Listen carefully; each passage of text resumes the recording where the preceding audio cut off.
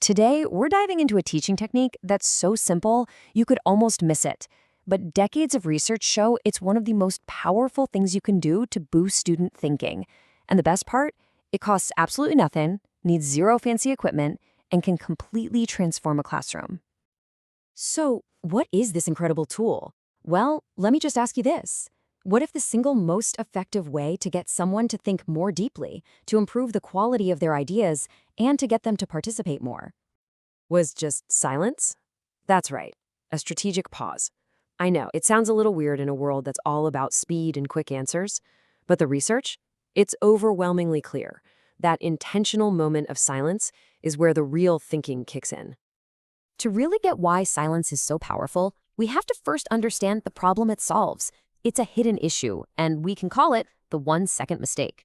And believe me, it happens in pretty much every classroom.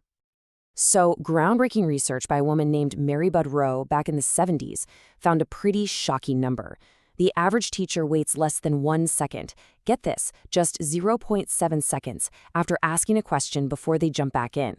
They'll either rephrase it, give a hint, or just answer it themselves. That's barely enough time to even register the question, let alone think of a decent response. And here's where it gets even more serious. The research shows that this already tiny pause gets cut even shorter for students who might just need a little more time to process. So the very students who need that thinking time the most are the ones who get the least. This isn't just about pacing, it's a real barrier to their learning. So what's the fix? Well, it's a simple technique called wait time. And to see if it's working, we use this really powerful idea called ratio. Let's break down what that actually means. Ratio is all about a simple question. Who is doing the heavy lifting, cognitively speaking, in the classroom? You see, the goal of great teaching isn't for the teacher to be exhausted at the end of the day. It's about designing things so that the students are the ones doing the hard thinking. It's all about shifting that cognitive load onto them. And you can really see the difference here. In what we'd call a low-ratio classroom, the teacher is doing most of the work, talking, prompting, explaining. But in a high-ratio classroom, that strategic silence totally shifts the balance. Suddenly, the students are the ones who are analyzing, making connections, and building ideas. And wait time is the lever that makes that whole shift possible. So why is 3 to 5 seconds kind of the magic number? Well, it's not random at all. It's actually rooted in how our brains work. Answering a tough question isn't like flipping a switch. Your brain has to do a bunch of things at once. It needs to pull info from long-term memory, juggle a few ideas in its working memory, connect those ideas into something that makes sense, and even do a quick mental rehearsal before speaking. A 0.7-second pause, yeah, that just short-circuits that entire crucial process. Okay, but it gets even more interesting. Wait time isn't just one thing. There are actually 2 different kinds of silence, and each one has a very specific job. Let's look at how you can use a pause both before and after a student gives an answer. All right, so wait time 1 is that 3 to 5 second pause you take right after you ask a question. Its main job? To boost participation. It gives everyone, not just the quickest thinkers, a real chance to come up with an answer. Then you've got wait time 2.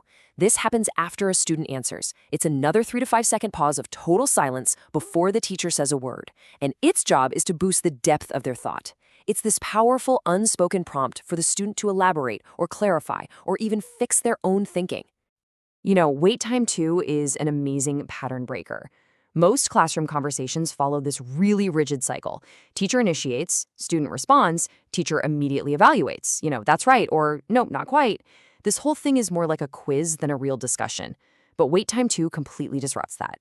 That little pause before you evaluate says, tell me more, or think a little deeper about that. It turns a simple back and forth into a genuine conversation. So what happens when teachers really start using these pauses consistently? The results are, well, they're not just small tweaks. We're talking about a cascade of positive changes for absolutely everyone in the room. It's a real ripple effect. The data is just incredible. When wait time goes past 3 seconds, student answers get longer, they become more thoughtful, the number of I don't knows just plummets. Students even start chiming in with their own ideas without being called on. And here's the big one. Achievement scores on complex tests go up. But it also makes teachers better. They start asking fewer questions, but the ones they do ask are way higher quality. It is a total win-win. This quote just nails it, doesn't it? The pause isn't just dead air. It's not just time for a student to organize what they already know. It's the active, fertile ground where they can actually climb to a higher level of thinking, moving from just remembering a fact to genuine analysis. But here's the thing. True mastery of this isn't about just staring at a stopwatch and counting to 3.